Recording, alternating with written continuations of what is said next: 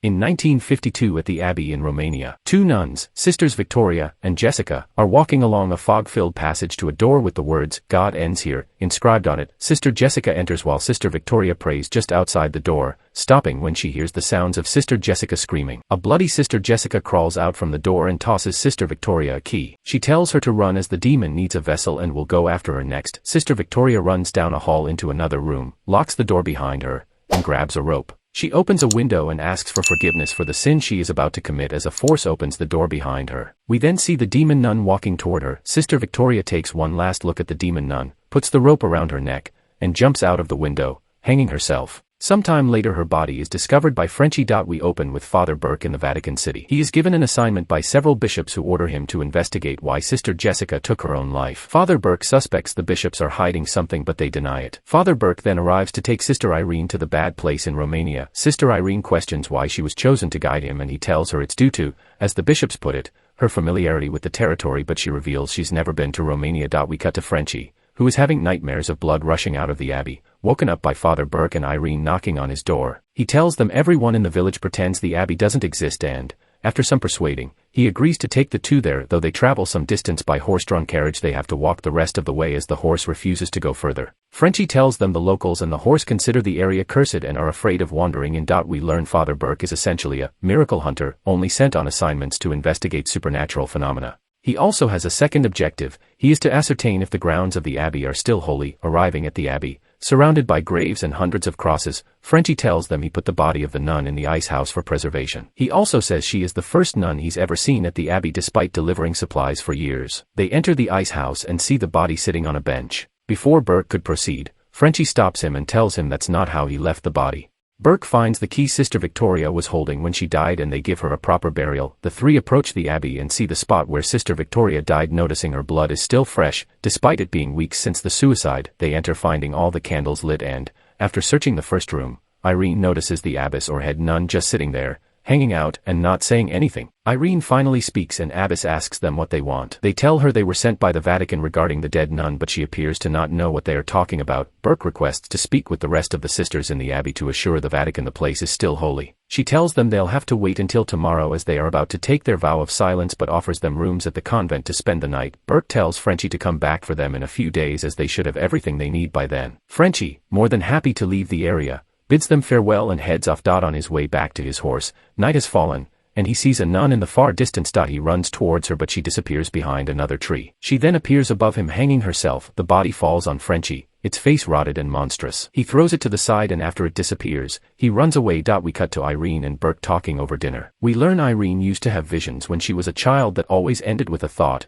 Mary points the way. Burke tells her of a previous assignment of another child, Daniel, who had visions in France but was also possessed. After performing an exorcism, the boy died and now Burke holds himself responsible. That night a radio turns on, waking up Burke, who goes to investigate. Though the music turns off as soon as he shines a light on it, he sees someone rush past and into the field of crosses. Following after, he discovers it's the ghostly spirit of Daniel, who then vomits a large snake. The snake chases after Burke, who falls into an open casket in a grave. The casket closes and we pan out to see the gravestone says, "Here lies Father Anthony Burke," and the ground above it is unbothered, even covered in grass. Back at the convent, Irene feels a presence and wakes up. While searching, she doesn't see the demon nun standing in the distance. She spots a shadow appear behind a large cross and walk around her, manifesting in a mirror. It disappears, but when she turns around we finally see the demon nun's face as she grabs onto Irene in a jump scare. The mirror shatters and the cross falls, breaking as Irene runs out of the convent. She then hears Burke ringing the bell attached to his casket, but when she arrives at the graveyard, the demon makes all the bells on the gravestones ring.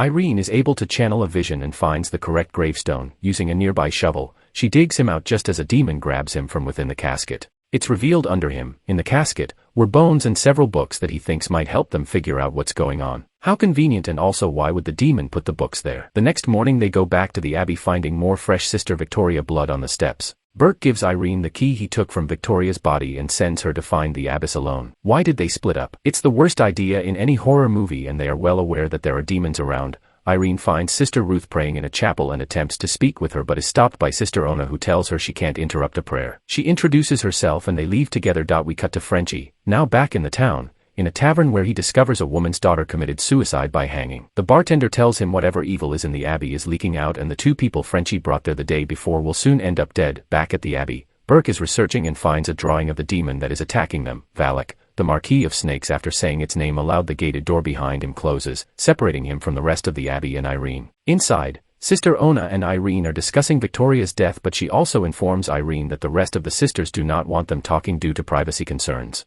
Ona tells Irene the history of the abbey. It was built by the Duke of St. Carta in the Dark Ages to summon something from hell. We see a flashback where the Duke has written multiple books on witchcraft and rituals and succeeded in opening a gateway to hell, where something rose up. But the church's army broke into the abbey and sealed the gateway with a relic that contains the blood of Christ. After killing the Duke, the church took the abbey and enlisted nuns to pray perpetually to prevent the evil from escaping. The tactic worked until, during the war, several bombs hit portions of the abbey, cracking the gateway. Irene tells Ona of the nun she saw the night before. Ona tells her they have all seen her and fear it means the demon has escaped. Sister Abigail walks and instructs Ona to go do her prayers. She also tells Irene to leave, but Ona says she won't be able to since the gate is down and won't open again till tomorrow. Ona then brings Irene to a room that happens to be the same room Sister Victoria jumped out of a window from at the start of the movie. Ona leaves and locks Irene in the room, so not weird at all. We cut back to Burke, now looking at a map of the abbey, trying to find an alternate route around the gated door. From behind, he hears the abbess telling him he won't find a way around the gate. He turns around, sees her sitting there. The abbess tells him the abbey has a dark past but they have repented. With no further questions on that for some reason, Burke tells her they found Sister Victoria holding a key and asks if she knows what it's for. The abbess tells him it's too late and that Sister Irene is lost. She then falls limp on the chair and Burke's candles go out. Burke reaches over to her,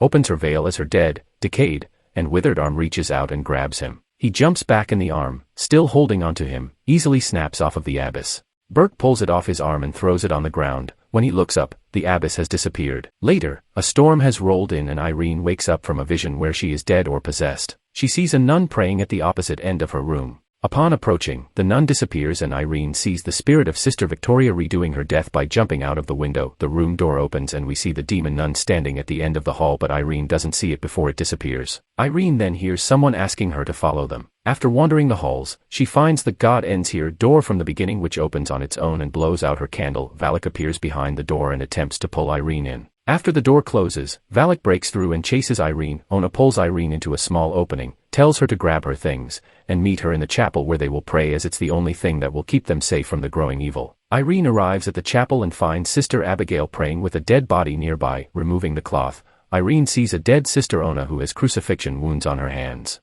We quickly cut to Father Burke being haunted by the dead Daniel, who leads him to a crypt and then transforms into Valak. We cut back to Irene as the doors to the chapel open, allowing an army of 9 nuns to enter and barricade the door. Sister Ruth tells Irene they have to all pray, and no matter what she sees or hears, she cannot stop. All the nuns except for Irene are launched across the room. Irene stops for a moment but continues praying. We cut to Burke, who is making his way to the deliveries room, remembering that Frenchie told him there is an entrance to the abbey there. Before he can go into the room, he's blocked by a zombified Sister Victoria. Frenchie appears with a shotgun and saves Burke by swinging at the zombie and decapitating her. Even in the 50s, they knew to go for the head. Back with Irene, the 3 nuns who are still alive return to their positions and continue praying while the demon rips Irene's robe and carves a pentagram on her back. Irene hears Burke pounding on the door and she stops praying to go open the door. How did she know it wasn't a trick from the demon, especially since she was instructed to not stop for anything? Anyway, Burke and Frenchie enter and Irene tells them they've all been praying to help keep out the evil. Burke looks towards the room and asks, "Who's been praying?" Irene turns around and in a great twist, it's revealed the room is empty with only the dead body in the corner. All the other nuns have been visions this whole time. Irene pulls the cloth off of the dead body and finds the long-decayed corpse of Sister Ona. This means the nuns she's been hanging out with are the ghosts of long-dead nuns who used to walk the church grounds. The corpse wakes and stabs Burke in the side with a cross. The 3 hold her down as Burke performs an exorcism on it. The cross ignites, causing the corpse to ignite and rise to attack. Frenchie then shoots it and kills it. The 3 realize Sister Victoria was the last one left alive and killed herself in order to prevent the evil from escaping, as the demon needs a physical body to escape the abbey. They then prepare to enter the catacombs and find the relic to seal the evil. Arriving at the catacombs, they see a statue of Mary that points to a hidden door where they use Sister Victoria's key to open a small passage revealing the relic. Burke grabs the relic and places it around Irene's neck.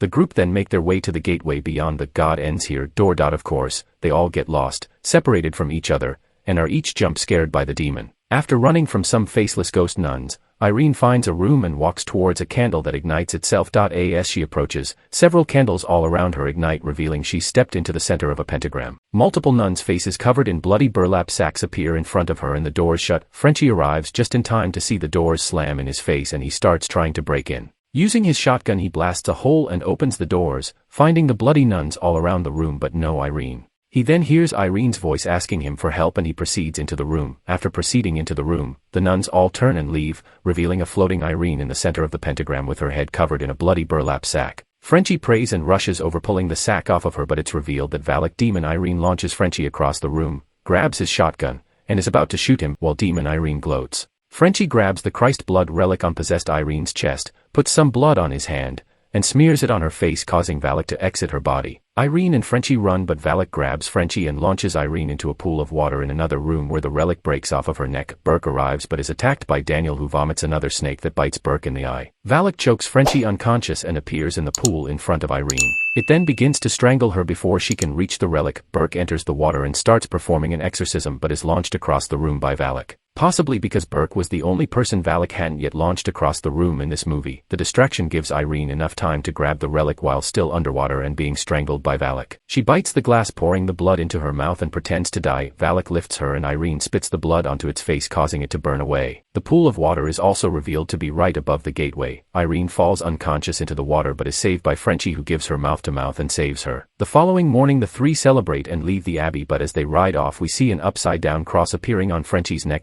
We cut to 20 years later at Massachusetts Western University, Wakefield, where we see some recut footage of the first Conjuring film during Warren's presentation of an exorcism. This connects the nun to the Conjuring and we end the film.